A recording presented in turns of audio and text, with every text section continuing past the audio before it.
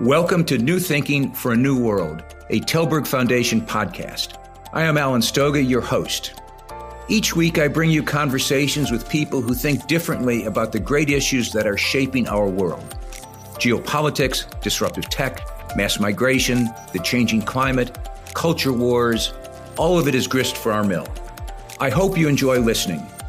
I also hope you will let me know what you think and that you join the conversation at tallbergfoundation.org.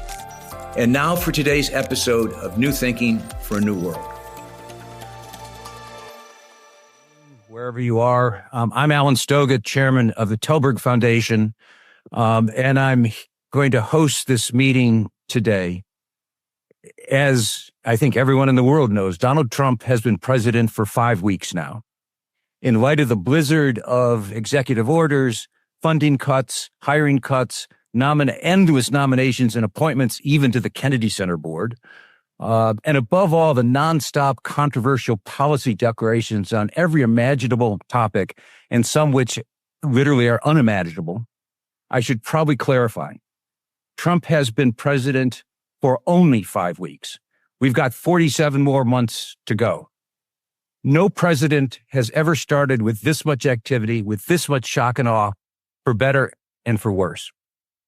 Usually you wait to the 100-day mark, the famous 100-day mark, to think about where is this administration going. But it's already clear that Trump intends to change not only how Washington works and how the country works, but how the whole world works. So I think it's important to ask today, what the hell is going on in the United States? To answer that question, I've invited two guests. Aziz, who teaches constitutional law at the University of Chicago, publishes widely on constitutional issues, on regulatory issues, including AI, and on democracy. Scott Miller is a leading strategist for businesses, politicians, and governments in the U.S. and globally, and some even pay their bills. Thank you, Scott. Thank you, Aziz, for doing this. I should tell our audience that I deliberately invited two people whose approach to the issues we're going to talk about probably couldn't be more different, and whose conclusions are also likely to be radically different. At least I hope so. Aziz, I'd like to start with you. You recently wrote that every president tests the limit of his authority, but that none have ever started by going as far as Donald Trump.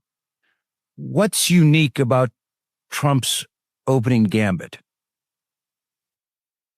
Thanks, Alan. That's a great question, and thank you for including me in this. One way of identifying the distinctiveness of the second Trump presidency is by focusing upon the nature of the legal claims that he makes on behalf of the presidency. And to my mind, the distinctive phase shift in those legal claims is in relation to the extent to which the American presidency is bound by statutes that Congress has passed. It has long been the case that American presidents have raised targeted objections to particular statutory constraints, particularly in the foreign affairs domain. By contrast, the first month of the Trump administration has been characterized along a number of fronts by wholesale rejections of Congress's authority to stipulate the institutional shapes through which government acts and the end to which government acts.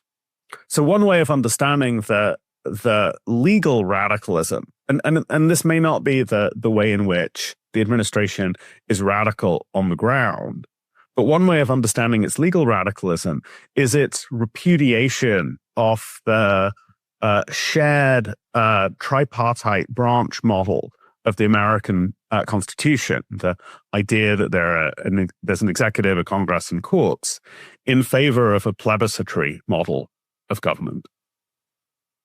I want to come back to some of those issues in a moment, but let me ask just one quick follow-on. Part of the, at least in layman's terms, the argument that the administration is making is that the president that they use a CEO framing. He's the CEO he's the executive of the government. Therefore, like any executive, He has this power to hire and fire, to do or not do, to spend or not spend. And as you just said, that conceptualization is a radically different conceptualization of I think the prior 40, depending how you count his first term, prior 46 presidencies. So Aziz, quick response. I think that's right. The way that I would think about it is that in an ordinary democracy, there are two sources of legitimate authority. One is a legislative body that creates laws, and those laws are meant to be durable. Those laws are meant to last over time. They're meant to last beyond the lifetime, in particular, of the coalitions and the parliaments and the congresses that create them. On the other hand, there, at least in a presidential system, is a separate executive who has a separate source of legitimate authority, which is the election. And the distinctive thing about the second Trump administration is the blanket refusal to recognize the first source of authority as opposed to the second source of authority. And I think that there are contrasts or interesting parallels in the corporate law domain. But to my mind, I think you can understand this in terms of the ordinary push and pull of politics being distorted in a new way. Scott, let me go to you, but frame, I think, the same issue slightly differently. Trump not only says I'm the CEO of the government, but he says he was elected to change how America works and to do so in really fundamental ways. I guess the several-part question, do you agree that that's what he thinks he was elected to do? And do you think that the 77 million people that voted for him agree that that's what he ought to be doing? I don't know if Trump actually captured the full power of the change vote or the full desire of the public of the voting public for change. At the time of the election in the New York Times Siena poll, 75% of American voters of all demographics said that the country was on the wrong track. 63% said that we needed radical change from the Biden administration. And my own company's research, Armada's research from a couple of years ago, said that 84%, and it's fluctuated over the years, but 85% of all voters of all demographics believe that an elite of incumbent politicians of both parties, lobbyists, big banks, big unions, big business, big special interests, and big media in Washington rigged the system to protect their own power and prestige. That is a mandate for fairly radical change. I'm not sure, frankly, that Trump even got the full power of that vote because he's Trump. But there's a powerful mandate for change, and I think there's reverence for the Constitution in a kind of an abstract way, but for the way things are going, what people call the system, the political system, they think it's totally broken.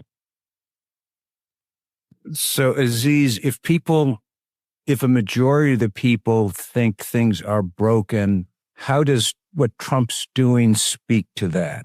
Is it coherent with that by attacking business as usual? Does that accomplish this? Does it at least give the sense of radical change? And again, it's early. We don't know where things are going. We only know where they've started. I agree with Scott's diagnosis of public sentiment. And I agree with the idea that there is a widely shared view of the status quo being locked in stalemate and being resistant to the interests and demands of a substantial tranche of the public. And I'd flag that there's really good political science evidence for that sentiment that dates back a number of decades now in a number of different bodies of work, Bartel's work, Martin Gillen's work, that demonstrates that in the United States, both state and national politicians are and have for a long time been responsive to the interests of a relatively narrow slice of the income distribution. So, for example, when the views of people in anything below the top 20% of the income distribution change on a public policy matter, it is exceedingly rare, at least it has been historically, for public policy or for politicians' votes to change.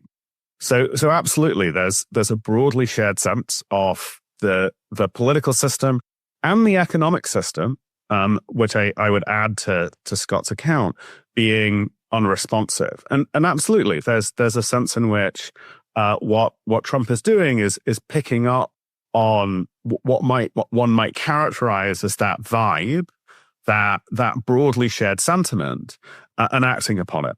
I think that the detail that I would add is that the consensus that Scott describes is a consensus that lies on top of a profound polarization of the American public. The polarization is unusual in American history in that it divides along partisan lines. Right? That's not always been the case. It certainly wasn't the case for much of the 20th century. And the polarization comes with very different accounts or understandings of the causes of the stalemate, the logjam in American politics, and comes with, I think, very different diagnosis and prescriptions for that logjam. So one can have a situation in which there is a broad set of discontents, in which there is a multiplicity, a variety of different diagnoses and desires for breaking out of the logjam.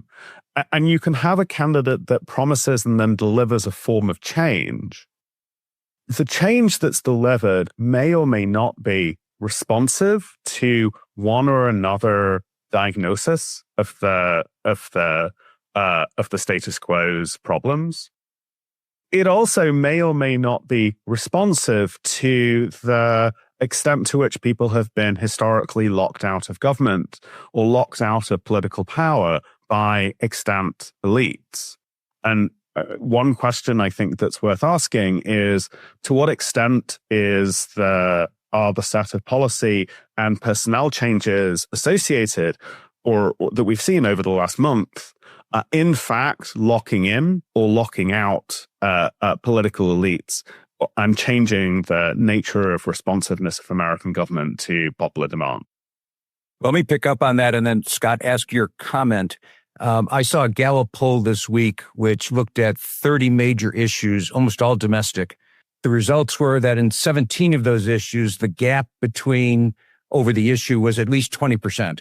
And as you've just said, Aziz, almost always along party lines, and really quite radical differences, 30, 40% differences in views. So you do have this overlap of partisan politics and perceptions on issues, which is unique. We have that partisanship. Trump is both a cause and a consequence, in my judgment, of that. Scott, what do you think? Well, I mean, it's absolutely true, and I don't dispute the radical differences that exist. I would say, however, the numbers I cited would say that the American people agree very strongly with each other about this system and how it's working for them. In the 2024 election, maybe 56% of voters were working class, which means they have less than $100,000 income and no college degree. And those people are affected, obviously, by all the issues that turned the election, inflation particularly, and immigration as a perception, and security and crime, those things. The need for fairly radical change is widespread. When we, in 2016, in our research, we found that what we call the Bernie brothers, the Bernie Sanders hardest supporters and the MAGA strongest supporters of Trump were almost shoulder to shoulder on the issues. They were radical, but they wanted to see very radical change. Now, the uniting idea would be reform. And Aziz makes the good point: is this reform, or is it just, are we just breaking things? And time will tell, but it'll have to produce again. And this may be part of the reason for all of the action so fast. It's going to have to produce results fairly quickly. If the working class does not sense that their economic security and personal and family security is being recognized, is being advanced, the Republicans and Trump will be in trouble. I checked the White House website last night, and so far in his term, the president has issued 70 executive orders. That is far and away a new record. At this time in his first term, he had issued only 13.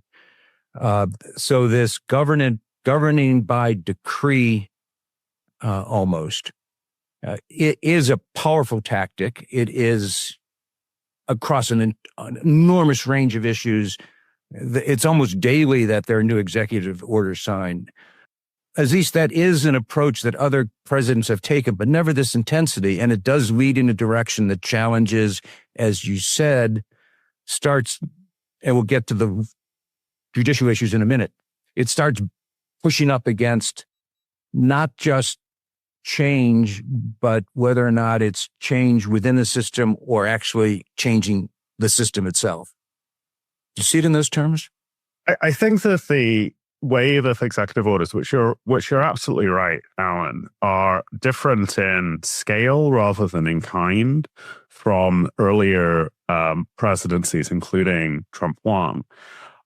To my mind, is distinctive for two reasons, neither of which have much to do with their volume. Indeed, I would say that in sorting wheat from chaff, one should ignore the volume and focus upon the nature of the claims and the vision of government that is being described in the executive orders. And I would say that there are two elements of the executive orders that are genuinely distinctive and worthy of attention. Once one strips away what is, I think, a lot of performance or material that is intended to maintain the White House in the public eye rather than to shift public policy. The first of them is the one that I have mentioned, which is the persistent disregard of statutory authority or the lack of statutory authority across the different executive orders. Here's just one example from an area that's actually not contested along partisan lines. So, as many people know, there was a statute enacted to prohibit the operation of the TikTok social media network a couple of years ago. The deadline for that statute's implementation was just before the inauguration. Days prior to that, the US Supreme Court upheld the ban on TikTok under the First Amendment. And one of the first executive orders extends a pause on the ban. The interesting point about that executive order, though, is it says that, well, at the end of the pause, when the statute that would ban TikTok goes into effect, the president directs every member of the executive branch to not enforce the statute. So the executive order contains within it a direction from the president to nullify the statute. That has not been the traditional understanding of how the distribution of legal authority in the United States works. It's not the only example, but I think it's a nice example because it's a relatively non-partisan one. It's not one that implicates, I think, some of the disputes that Democrats and Republicans have. The second way in which the executive orders are I think, genuinely distinctive is that they manifest, or they are an effort at concentrating legal and policy-making authority in the presidency in a way that I think is different and distinct from anything that Congress anticipated in the way that the statutes that describe the administrative state set forth, or in a way that previous administrations have intimated. The best example of this is the executive order that was issued last week that eliminates some of the autonomy possessed by so-called administrative agencies, particularly independent administrative agencies, and pulls that power into the presidency. If there was time, or I would spin out an example of that, but I'll just put the example on the table, which is one of the agencies that is affected by last Thursday's executive order is the Federal Reserve. And I would submit that the way that the Federal Reserve is treated in that executive order is not consistent with the broadly shared understandings of central bank independence globally. Well, let me bring that down to the oi polloi level. They say, Trump says, okay, you people made me head of the executive branch. And I guess traditionally, supposedly, the SEC, FCC, FTC, FEC, CFTC, FERC, FDIC, and the Federal Reserve have been independent, meaning they answer to nobody. And Trump is saying, I answer to the voters. That's my responsibility. And therefore, I want to run. I want to take control of that. And I kind of understand it. And, Alan, part of the thing of this flood the zone, the flurry of activity, is about contrast. First contrast with 2016, Trump, I think nobody was more amazed that Trump won than Trump. And he wasn't prepared. And it was a miserable beginning to his first term. So there's the contrast with that. But then there's the contrast with the Biden administration. Biden was absent. We don't know who was president on bad days. And it was dead quiet most of the time. And so Trump again wanted to change the dialogue, wanted to change the competitive dialogue as this deal maker and say this new sheriff in town. And I think that's been accomplished. And I think, when my Democratic friends, and I have many, complain about Trump, I kind of push back and say, well, why then did the Democrats basically engineer his nomination? He was contending in the Republican primaries in 24, but he was not dominating. DeSantis and Haley were in there very strongly. And then suddenly came these flurry of indictments from Alvin Bragg and Letitia James, who'd promised to get Trump for something, and Fani Willis, and on and on. And suddenly the spotlight was on him, and he certainly knows how to deal with that. And the mugshot became his campaign poster. So, that helped establish him as the candidate. And we're told by experts that that's exactly what the Democratic hierarchy, whoever the hell they are, wanted. They wanted Trump because they thought they could beat him. Do you know leaders who, regardless of where they live or what they do, are changing the world? Leaders who are not content with what is and are working hard for what could be. Leaders with both a demonstrated track record and the potential for continued impact. Leaders whose work is innovative, courageous, rooted in universal values, and global in approach or implication. If so, please nominate them for the Tallberg SNF Eliasson Global Leadership Prize at tallbergprize.org. The nominations will be open from March 15th to May 15th.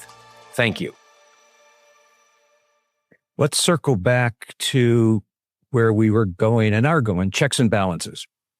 As Aziz, you've been nudging up to that line. Clearly there's a number of questions from the audience about where the hell's the Congress? Is Congress a check or a balance? I actually would like also to talk about the legal system. The counterpart to a record number of executive orders is a record number of judicial filings.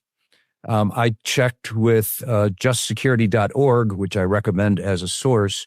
And at least as of the weekend, they documented 90 complaints in some stage of adjudication, either filed, not yet responded to by a judge, or responded to by a judge and moving on through the system. The Supreme Court yet to be heard from, but it's only 5 weeks into this, and the Supreme Court will be heard from sooner or later. So let's talk about checks and balances. It's a bit like watching an American football game. We have the team has gotten the ball, they scored on the first drive. Okay, now we're about to have something else happen. Do you start with Aziz? Do you expect that this pushback, either from the Congress, although the Democrats are in a minority, or through the judicial system, is going to begin reestablishing some sense of balance? On Congress, no. On the courts, mostly no, but a little bit yes. On Congress, again, political scientists provide a useful benchmarking for this purpose. Since in the last 30 years, one of the points that political scientists have underscored is the weakening of institutional loyalties on the part of members of Congress, and the growing strength of partisan loyalties among that same population. That's driven by geographic sorting in the electorate and the resulting growing importance of the primary rather than the general election. In a world in which people are concerned not about losing to the other party, but about losing to the more marginal, more radical member of their own party in a primary, their behavior is going to predictably change. And when individual legislators' behaviors predictably change, the behavior of the Congress as a whole is going to change. So Congress is not going to play a significant role, at least outside of the budget debates, in checking or constraining or channeling, whatever the verb you want to use is, the Trump administration, because of the basic logic of electoral politics in an era, of geographic sorting and high levels of partisanship. To underline that point, just very quickly, we've been moving in that direction for some time. The Congress is becoming almost like a parliament with whips. Everybody votes. If it's a Democrat, they all vote for the Democrats. Republican, they all vote for the Republican. You're well north of 95% in terms of the typical voting behavior of either party in either body. Yeah, absolutely. And then let me quickly say something about the courts, because I know you want to get to move the conversation on. I think that there's a conventional wisdom that because Trump appointed 3 of the 9 U.S. Supreme Court justices, another 3 are appointees from Republican presidencies, and to be fair, he's had a good run at the court on issues that I think surprised many legal experts. There's an expectation that whatever happens in the trial courts, which are called district courts, and then the appeals courts, that the president will sweep the board at the level of the Supreme Court. I hesitate before embracing that conclusion. I certainly think that there are questions of law where Trump is pushing on an open door with respect to the Supreme Court. I think the most important of those is the president's power to remove subordinate officials within the executive branch. This is the core of what is by among scholars known as the unitary executive theory. I think that Trump is not pushing at an open door, is actually going to meet a point of some resistance when it comes to the claims that have been made with respect to the president's power to impound money, not to spend funds that have been appropriated and directed by statute without any residue of discretion in the part of the presidency. In fact, it's been the conservative justices in recent cases who have insisted with the greatest fervor that the power to direct funding is a congressional and not an executive authority. And so at least unless those justices flip, and that's not entirely beyond the bounds of possibility, at least some of Trump's claims with respect to the flow of money, I think, are going to run into some resistance even at the level of the Supreme Court. But you can imagine, I mean, in game theory, and by the way, I agree with everything Aziz has just said, but you can easily imagine that Trump feels that he just wants to push this thing to the Supreme Court, any of those decisions, because he's got a better chance there than almost anywhere else. And we'll see. I think there'll be win some, lose some, but that clearly is in his favor. Again, as he said, he's had a good run. He's got a very sympathetic court to most of his views. So I think he'll keep pushing. Trump, the businessman, always seemed to have 14 or 15 lawsuits going on at any given moment. So I'm not, that certainly doesn't deter him. And particularly when he believes as you push and push, you eventually end up in a much more sympathetic group, but maybe not. We'll see. But that's, and Congress, I mean, one of the things in politics is obviously you want to position yourself in a certain way, but ideally in a campaign, you want to position the opposition. And this has happened brilliantly. I mean, Trump came in 16, as I said, with no particular plan. This time there was a plan. Maybe it's Project 2025, but there's discipline. And Susie Wiles, his chief of staff, is remarkably effective at enforcing some discipline and a lot of discipline in this White House. And they're moving fast for good reason, I think. As I said, I think if he's looking at 2 years, not 4, in terms of needing to get things done. So that's realistic, but there's, I think he will continue to push on all those things.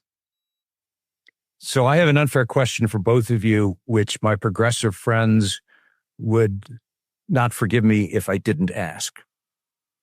We will eventually see some court actions, court decisions, probably Supreme Court decisions, as you both just said. Odds are the administration wins some, loses some. In your judgments, do you think Trump will obey the court if, in fact, he loses on an issue that he deems as critical? Look, we do have the first 4 years to look at, and when he was supposedly going to destroy the United States and rip up the Constitution, and failed to do so. He is trying harder this time. Just I have to interject, but anyhow, go ahead. I'm sorry. And I don't know. Again, as I said earlier, the American people don't have the hallowed feeling for the Constitution right now. Although I think if they were asked, they would certainly stand and say he must, abide by that. But their sense of the need for change, their sense of the system being rigged against them, their sense that things just aren't fair, is very, very strong. And that's a great reason why the Democrats lost so resoundingly. 89% of counties in the United States shifted right in the 24 elections, down ticket. Trump's own victory was not, the margin was not so great, but the breadth of it was, he contended in every county in the United States. And as I say, I'm not sure he captured the whole change vote. So I think he's got great power to push, but I honestly don't see him as a character, who wants to be king. I've been 80 this year. There's never been a president who in his first few months in my lifetime did not have the thought that, gee, things would be a lot better if I were king. But I don't, I don't think he's grabbed for that power. I don't give that, I don't have that impression. But to push you, do you think he would challenge the court and not execute a decision made by the court? I don't know from the past behavior, honestly. But no, I don't believe that he would challenge the court. Aziz? I think I would say I would make three discrete observations that I hope add up to an answer. The first is I do think that public views of the Constitution and public views of constitutional fidelity make a difference and are, for political reasons, a constraint on actors, including the president. But coming from England, having grown up in England, I see a parallel between the views of the English, and I'm saying English, not British, the views of the English about the monarchy are structurally similar to the views of Americans about the Constitution. That is, the English revere the monarchy as a kind of abstraction, while simultaneously having a kind of discomfort, in some cases distaste, even repugnance for particular members of the monarchy.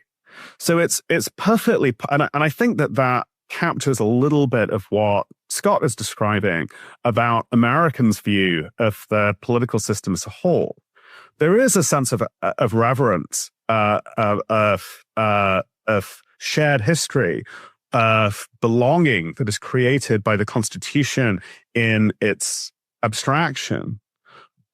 But that can actually live alongside, as a practical matter, the kind of discontent and the kind of anger at the failure of the political and economic systems that Scott's describing. So the constraint that's imposed by public opinion, I think, is a very complex one that depends upon how people are thinking about the Constitution at a given moment in time.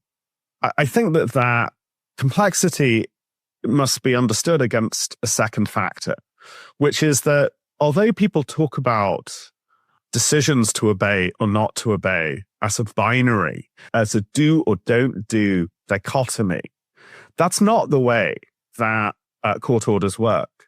The question of whether one complies with a court order is often a matter of degree, not a matter of absolutes. It often is blurry rather than clear whether compliance has occurred. And indeed, in the ordinary run of cases in which agency actions are challenged by the government, often there are patterns of partial non-compliance, of foot dragging, of unclarity, of seeking, of drawing on further appeals rights and the like, that make it really hard to say, is this compliance or is it not? So I think that the debate about whether compliance with a court order is going to happen is in some sense a misleading and a debate based upon false premises. I think that there is a large gray zone between compliance and non-compliance. And I think that, in fact, we live most of the time as lawyers in the gray zone. And I see no strong reason to think we will be outside the gray zone in this case. Here's a last observation. If you think about the policy victories that have been achieved by the conservative wing of the Republican Party over the last 5 or 10 years, many, not all, but many, take the form of US Supreme Court opinions. I'm thinking here particularly of the overturning of Roe v. Wade, the decision about affirmative action, and the various decisions about the ways in which administrative agencies can or should behave. In challenging the US Supreme Court's authority over constitutional questions, or if he were to challenge it, Trump would be challenging the institutional pedestal upon which many of the conservative movement's principal achievements over the last 10 years rest. And I'm not sure that fact, the fact that there is a baby with the bathwater, so to speak, has sunk in yet.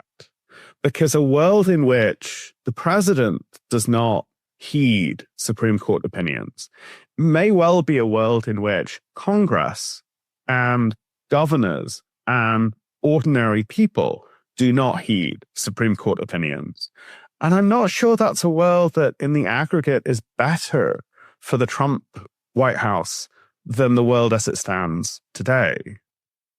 But I'd like to go back to this question of independent agencies, because it strikes me, whether it's the Fed or any of the other alphabet agencies, really, really quite important, since one could imagine a case in either direction that whether you want independence in terms of specific kinds of arguments, in terms of what the SEC does to avoid corruption, in terms of what the Fed does to avoid corruption, et cetera, but also in a democracy, you want democratic control, small d, of these agencies.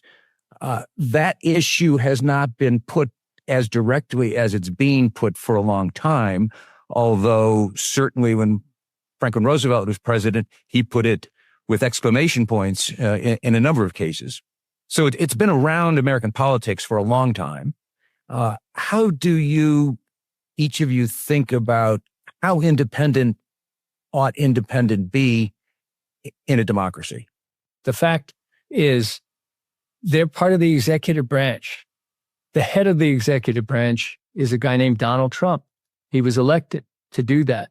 He sees as his responsibility how those agencies spend their money, or what decisions they make. Traditionally, those agencies, while independent, have followed the policy directions and directives of the administration, whoever it is, all these administrations back. I can't think of many where they've gone on their own way. But Trump is simply saying, and I think this does have a general appeal to voters that says, hey, somebody's got to control this stuff.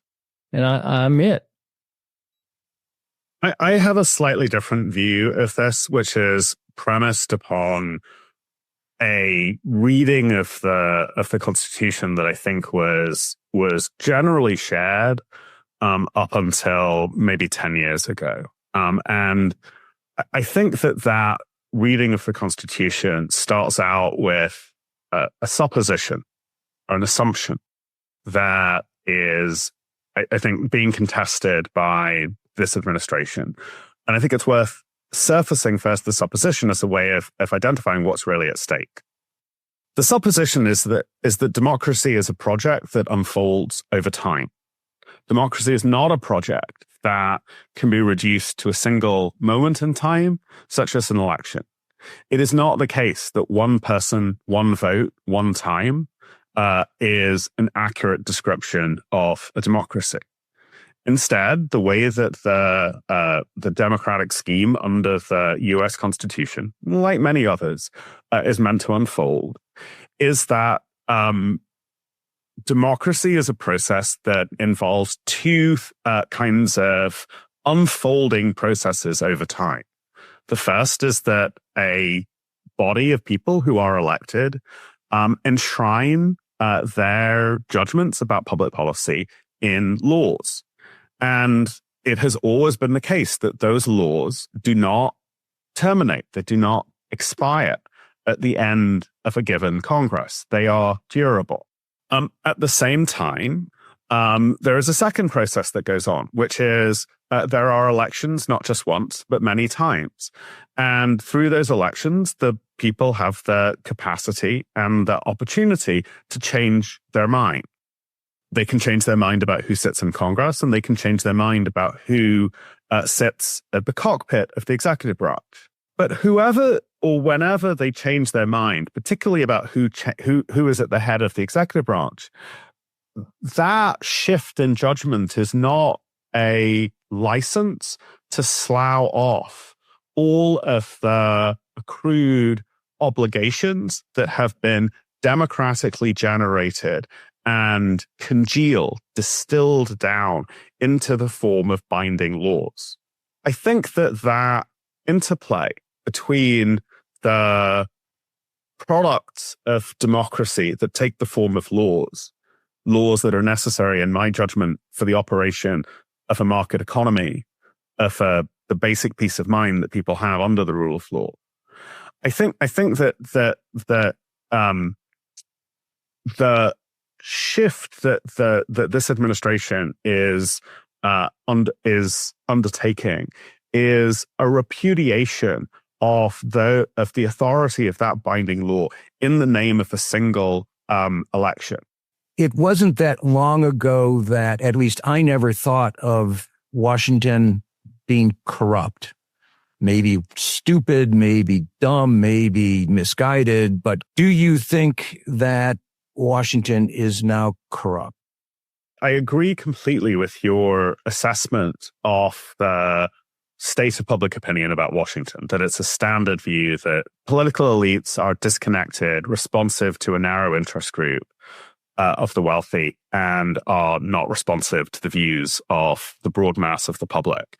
And I think that is understood as a species of corruption where politicians are non-responsive. I think that public view bleeds into a set of concerns about quid pro quo, or what a lawyer might describe as corruption in the sense of a set of acts that constitute bribery, that constitute a failure to honestly perform a public service that would be punishable by the criminal law. I think the two things that I would point out as being salient there, the two policy changes that I think are salient there, are first the Justice Department's announcement that it will no longer enforce the Foreign Corrupt Practices Act. This is the American criminal statute that forbids bribery of foreign officials. Going along with that is a second policy change, which is the firing of the officials within the executive branch who are specifically responsible for identifying, bringing to light, and even in some instances facilitating the prosecution of actual cases of bribery or quid pro quo corruption.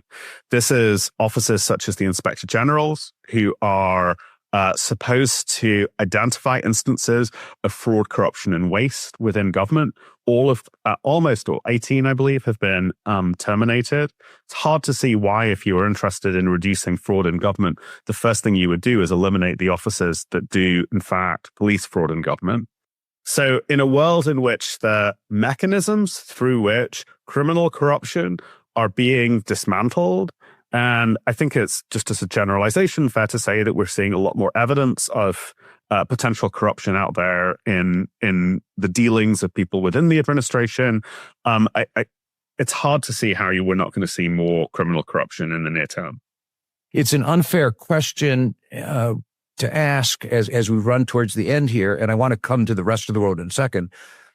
Do you think there's a possibility for all the wrong reasons that Trump might, in fact, get people to begin trusting government again exactly by demonstrating that he's changing so much? Yeah, I think that's a terrific thought, that whatever you think the substance of the changes that Trump is making, perhaps the most important effect is that he is appearing to radically change government. And by appearing to radically change government, he will reinstall or reignite a shared trust in government. I think that's a possibility. I think it's probably not going to happen.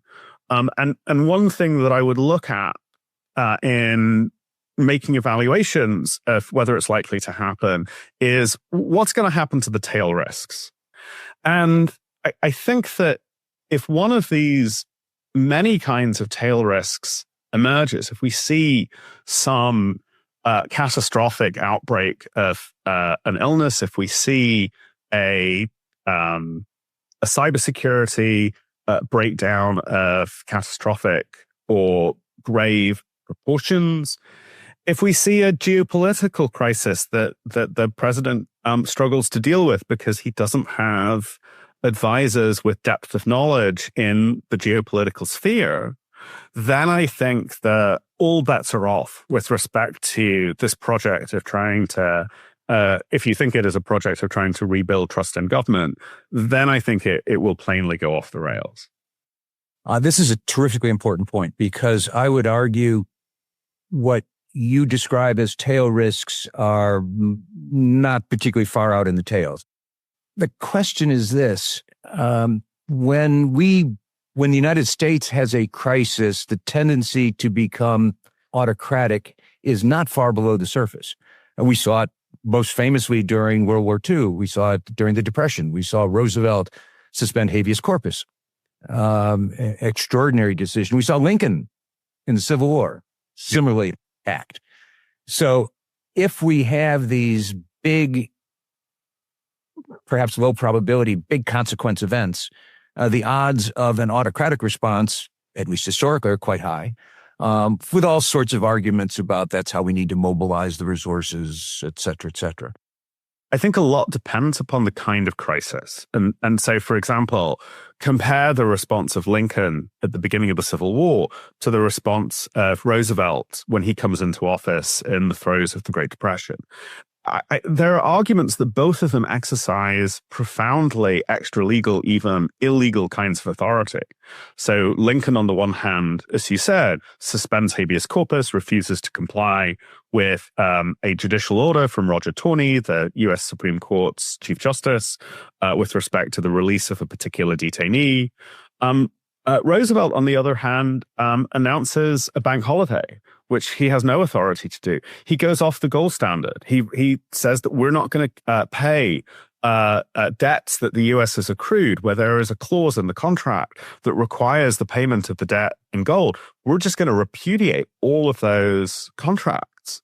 Those are extraordinary kinds of legal claims that, as you say, emerge out of an emergency. But they have very, very different kinds of political effects. The kind of politics that's generated by a geopolitical emergency and the kind of politics that's generated by a financial emergency, I think, are very, very different. I don't quite know what to make or how to think about the politics of a public health emergency. I think that those have radically changed over the last 5 years as a consequence of COVID and as a consequence of the polarized reactions to some of the COVID, the prophylactic measures taken against COVID. And it's just not clear to me how those kinds of emergencies are going to reshape politics.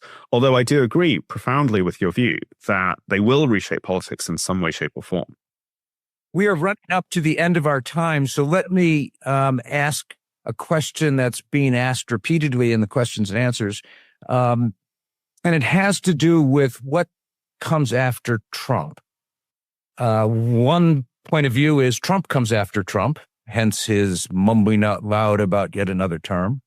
One is that Trump has so profoundly destroyed the Democratic Party and the Republican Party that maybe parties reshape and reform, which from my point of view would be a wonderful outcome. But and again, we're only 5 weeks into this, so who knows what we're going to be talking about 5 months into this. The question is Trump the end of something or the beginning of something? And there's lots of indications that he's the beginning of something. The Democratic Party that I was a part of, the hairy-armed sons of and daughters of toil, the blue-collar party, the party of minorities, is no longer. It's a party of white, urban, advanced degree professionals. And that's the base of the party. That's no longer the party that it was. The Republicans are only Trump. So it's a great question, Alan. What happens? Trump won't be able to go on. That will, I'm an optimist. But I am also an optimist that this may be the beginning of a new era, and that era will be one of reform. And 28 will be the year that either a new party, and a new party won't exist unless there's a new candidate, will arise. Yeah, I'm very sympathetic to what Scott said. I think that on both sides the principal parties in the United States have become, in a sense, hollowed out, and that there is at a moment of kind of institutional zombiehood at the party level, the possibility of quite radical change in the nature of partisan division and partisan engagement in the United States. And I think you see the Democrats realizing this I think that the Republicans have sort of glimpsed it in the past, but have not yet, but have been able to forestall it in various ways. And I think that that forestalling is not going to endure through a second Trump presidency. And I don't know what will come in terms of party formations after this, but it won't be the same as what has preceded it. The other thing that I would flag as being different is I think that once the claims that I've described that are made on behalf of presidential power, both in the domestic domain, and many of the questions I know have been about the foreign domain, and we haven't really talked about the geopolitical consequences. Once those claims are made, and made at least partially successfully, I think that they're basically impossible to undo. And so whatever changes are wrought to the separation of powers are not undoable, in my view. And I think it's quite possible that Trump leaves us with a constitutional system that is profoundly and very meaningfully different from the one that we had even 2 months ago. And I don't know what that system is going to look like, and I don't know whether it's one that is going to prove as durable as the one that came before. Unfortunately, we have reached the witching hour, so I want to end today's conversation with 3 final thoughts. First, as Scott said a few moments ago, we seem to be nearer the beginning than the end of something.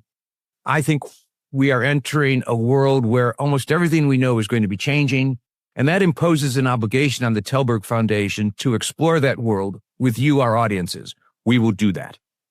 Secondly, I urge you to engage with us this year as we launch the 2026 version of the Tallberg SNF Eliason Global Leadership Prize and the Tallberg Leaders Mentoring Leaders Program.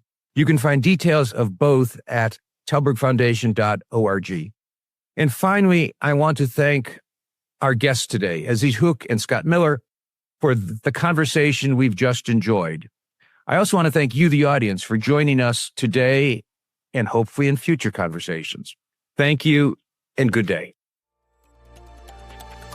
Thank you for listening to this episode of New Thinking for a New World. I'm Alan Stoga, podcast host, and I look forward to your joining our next conversation. Remember, tell us what you think at tallbergfoundation.org.